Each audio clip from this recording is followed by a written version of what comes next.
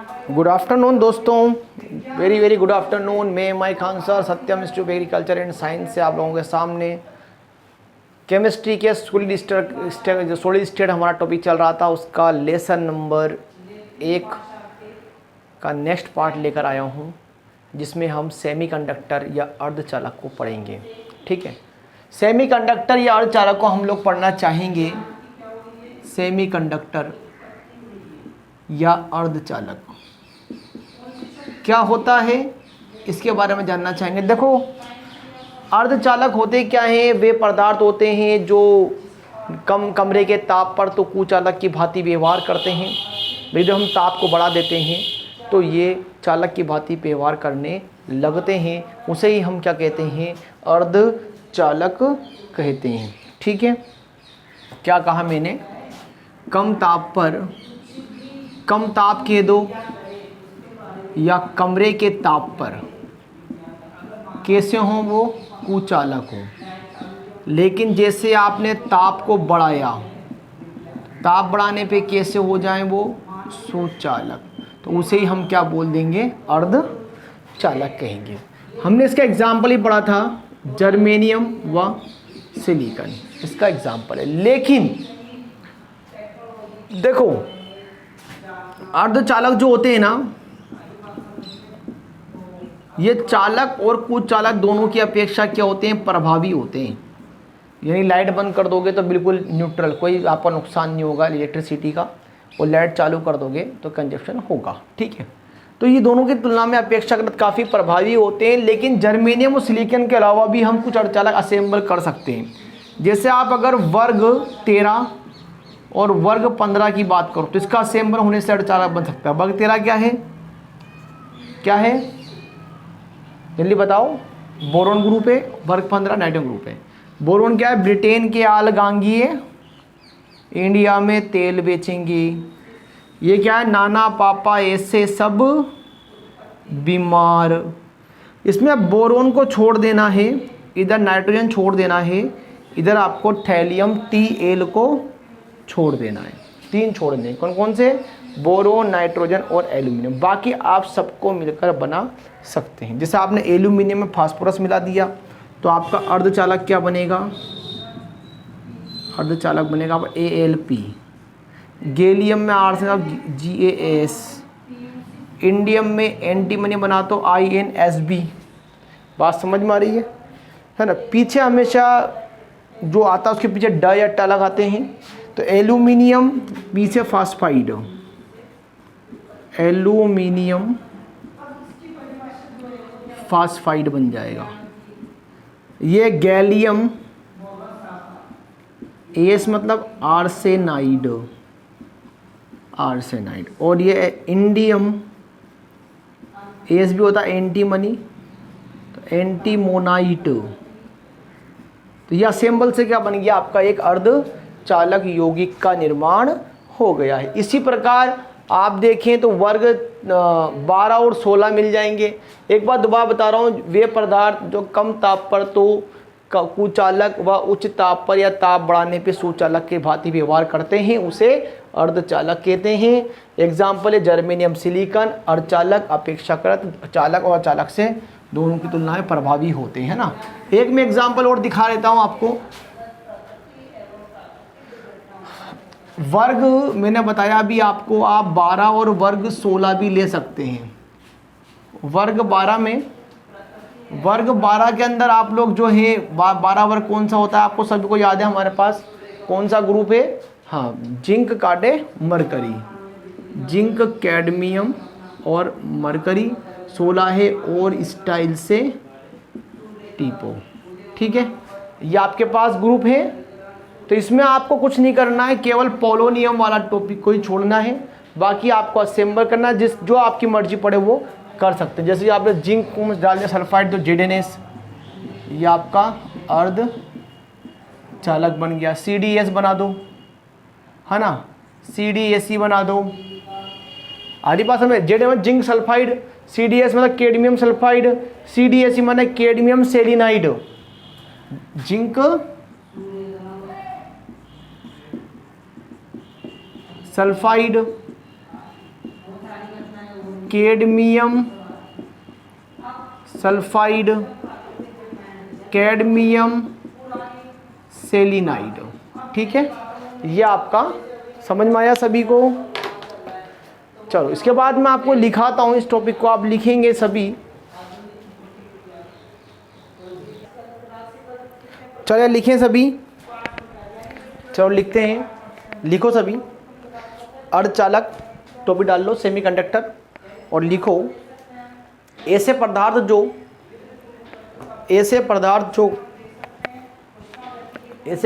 जो कम या कमरे के ताप पर, कम फिर ऑब्लिक लगाना, कमरे के ताप पर विद्युत का चालन नहीं करते हैं, विद्युत का चालन नहीं करते हैं, विद्युत का चालन नहीं करते हैं, किंतु ताप में वृद्धि करने पर, किंतु ताप में वृद्धि करने पर, किंतु ताप में वृद्धि करने पर विद्युत का चालन करने लगते हैं, किंतु ताप में वृद्धि करने पर विद्युत का चालन करने लगते हैं, अर्धचालक कहलाते हैं, अर्धचालक कहलाते हैं। किंतु ताप में वृद्धि करने पर विद्युत का चालन करने लगते हैं, अर्धचालक कहलाते हैं। नेक्स्ट स्टार लिखना, अर्धचालक अपेक्षाकृत प्रभावी होते हैं, अर्धचालक अपेक्षाकृत प्रभावी होते हैं। उदाहरण लिखो, जर्मेनियम व सिलिकॉन, Ge व Si। उदाहरण लिखो, Ge व Si, Ge व Si। लिखा सभी ने। अब नेक्स्ट एरो लगाना, आवर्त सारणी में कुछ वर्ग के तत्व परस्पर संयुक्त होकर, आवर्त सारणी में कुछ वर्ग के तत्व परस्पर संयुक्त होकर अर्धचालक बनाते हैं, अर्धचालक बनाते हैं, परस्पर संयुक्त होकर अर्धचालक बनाते हैं। अब आप इसको उतार लेना सभी। यह हमारा उदाहरण नंबर, चाहो तो इसको फर्स्ट मान लेना और इसको सेकंड, और सेम टू सेम इसको बना दें। आपने कौन कौन से अर्धचालक बनाए हैं।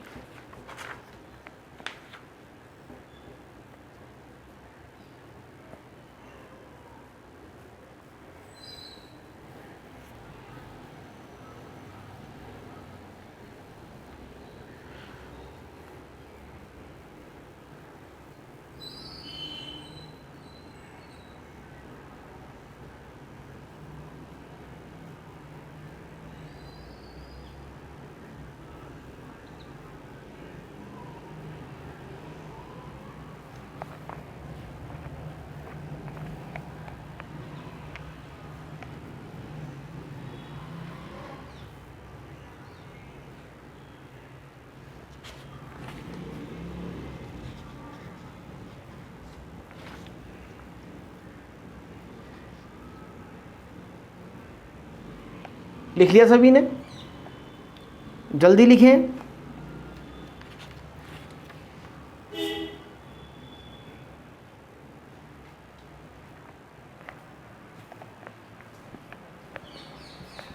इसके बाद हम न्यूमेरिकल करेंगे।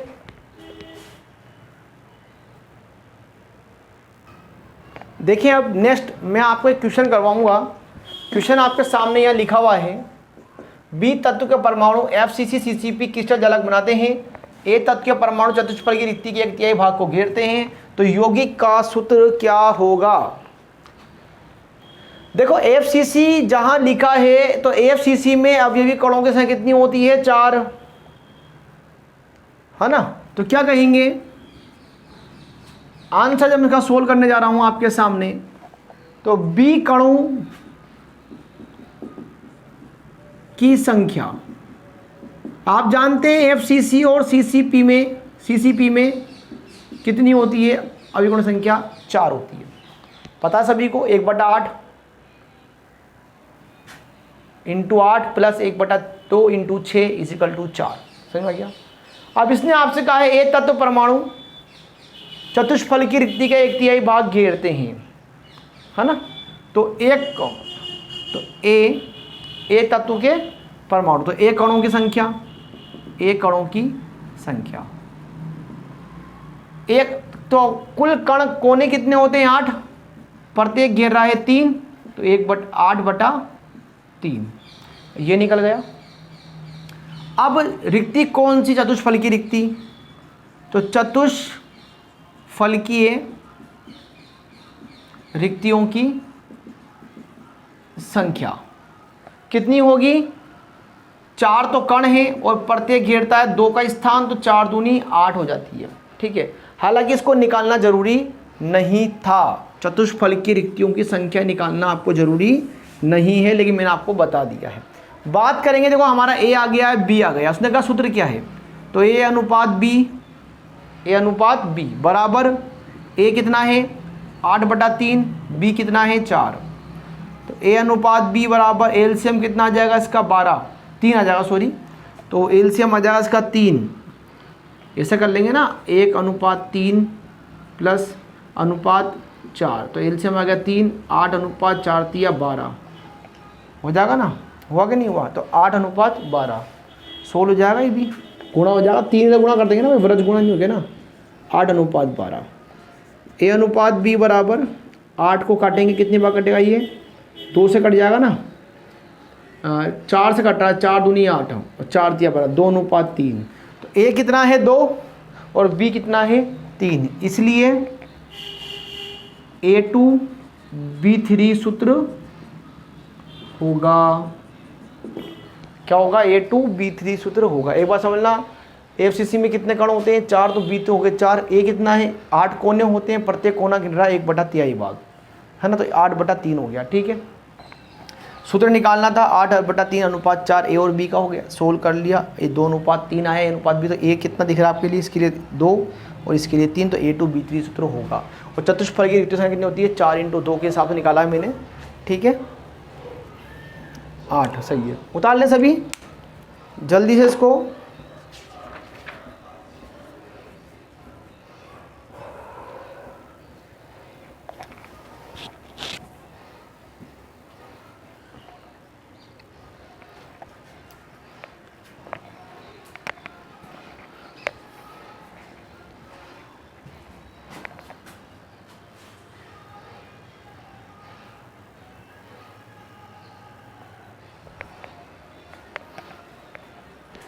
उतारे जल्दी से।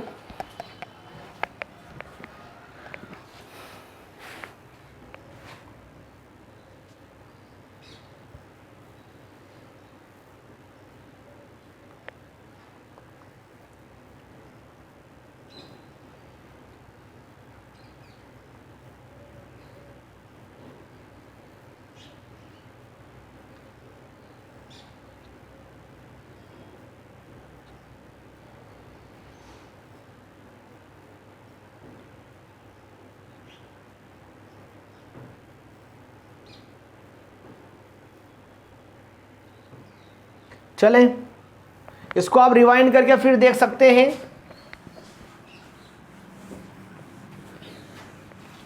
इसको आप रिवाइंड करके फिर देख सकते हैं सभी।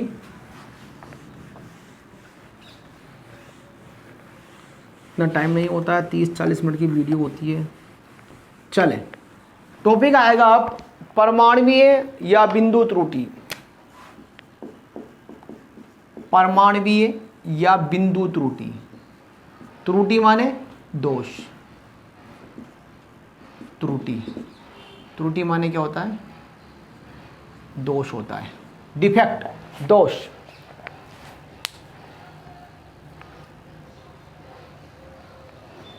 टॉपिक डाल लें। देखो, जब किसी क्रिस्टल में अवयवी जो कण होते हैं, बिल्कुल अरेंजमेंट होता है क्रिस्टल में, अब उस अवयवी कणों की व्यवस्था में कोई अनियमितता आ जाए, अव्यवस्था आ जाए, कुछ मिस्टेक हो जाए, हो सकता है क्रिस्टल जालक के जो कण थे वो बीच में रिक्तिकाओं में घुस जाए, हो सकता है वो छेद छोड़ के चला जाए, अवयवी कण अपना स्थान ही, तो इस प्रकार के दोष को हम क्या बोलते हैं, परमाणु त्रुटि या बिंदु दोष। क्या कहा मैंने?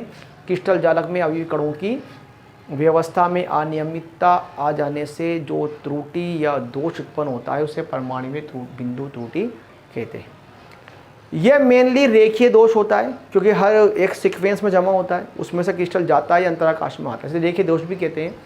बिंदु त्रुटि जो होती है, परमाणु त्रुटि दो प्रकार की होती है, एक होता है रिक्ति का दोष और दूसरा होता है अंतराकाशी दोष। कितने दो होती है, कौन कौन सी? एक होता है रिक्ति का दोष, रिक्ति माने खाली स्थान, यानी अगर आपके पास कोई क्रिस्टल जालक है, इसमें आपके पास ये अवयवी कण है, अगर इसमें से कोई भी एक अवयवी कण ताप देने पर जालक से ही बाहर चला जाए, अपना स्थान छोड़कर जालक से ही बाहर चला जाए और उस स्थान पे क्या बन जाए? खाली स्थान या रिक्ति बन जाए, तो उसे हम क्या बोलते हैं? रिक्ति का दोष। और नंबर दूसरा आता है हमारा क्या? अंतराकाशी दोष। क्या है कि आपने ताप दिया,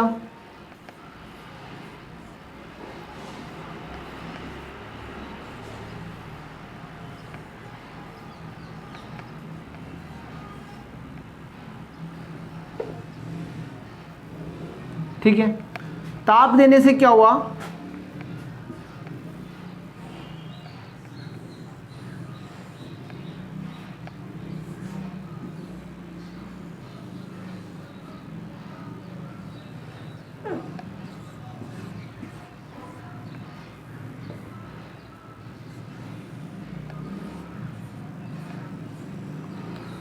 कहीं से भी यहाँ से चला गया और ये इनके अंतराकाश में आ गया, यहाँ आ गया, तो अंतराकाश में आया ना, ये तो खाली स्थान हो गया और ये जालक यहाँ आगे से बोलते हैं अंतराकाश में ना, अंतराकाशी।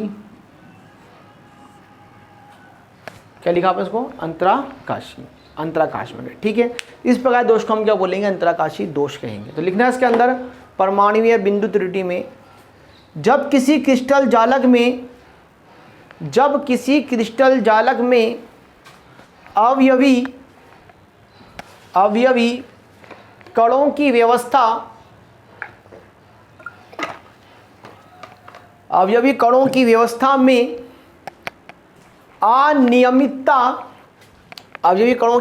में अनियमितता या विचलन उत्पन्न होता है तो अनियमितता या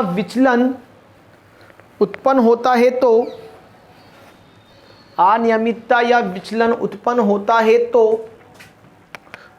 तो इसे परमाणुीय या बिंदु दोष कहते हैं। नेक्स्ट इरोड़ा लिखना, इस प्रकार के दोष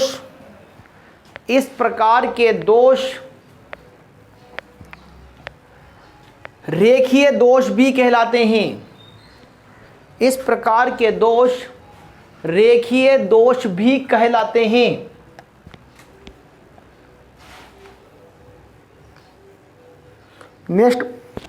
नेक्स्ट इरोड़ा लिखना, यह दोष दो प्रकार के होते हैं। पहला रिक्ति का दोष और दूसरा अंतराकाशी दोष। पहले रिक्ति का दोष, दूसरा अंतराकाशी दोष। अंतराकाशी दोष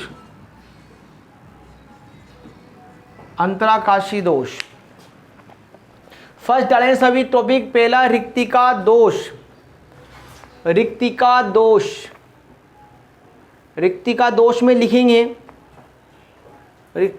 में लिखेंगे जब किसी क्रिस्टल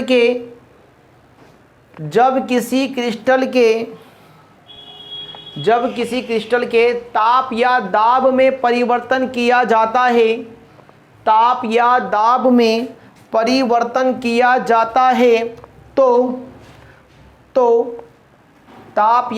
में परिवर्तन किया जाता है तो क्रिस्टल में उपस्थित कोई भी अवयवी कण तो क्रिस्टल में उपस्थित कोई भी अवयवी कण अपना स्थान छोड़कर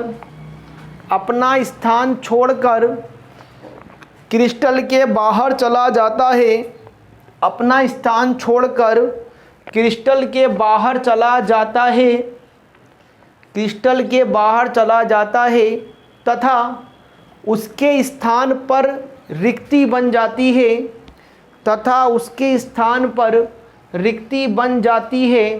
तो ऐसे दोष को रिक्तिका दोष कहते हैं।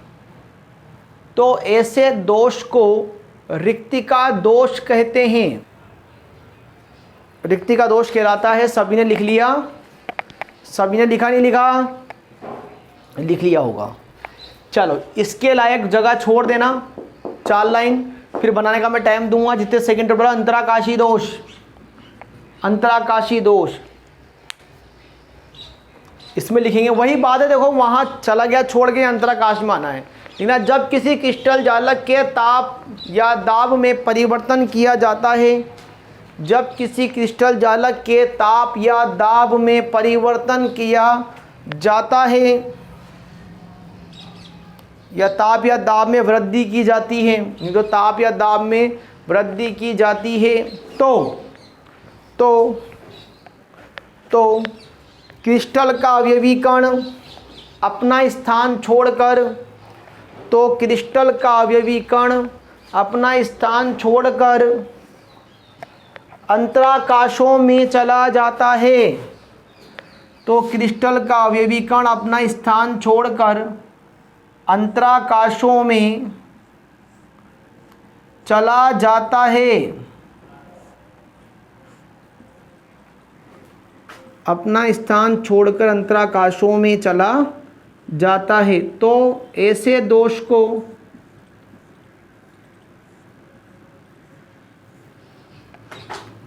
अंतराकाशी दोष कहते हैं। तो ऐसे दोष को अंतराकाशी दोष कहते हैं।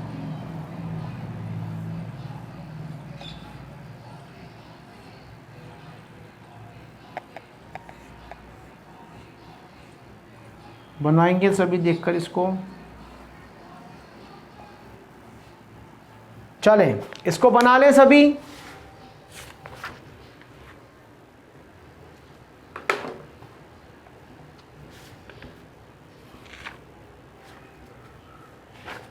इसी के साथ हमारा आज का ये जो टॉपिक है यहाँ पर समाप्त होता है। कल हम पढ़ेंगे आयनिक दोष। आप सभी इसको लिख लें, मैं आपको 30 सेकंड टाइम दूंगा। और आप सभी इस वीडियो को आगे से आगे शेयर करें, लाइक करो, सब्सक्राइब करो, फैला दो इसको। Thank you very much.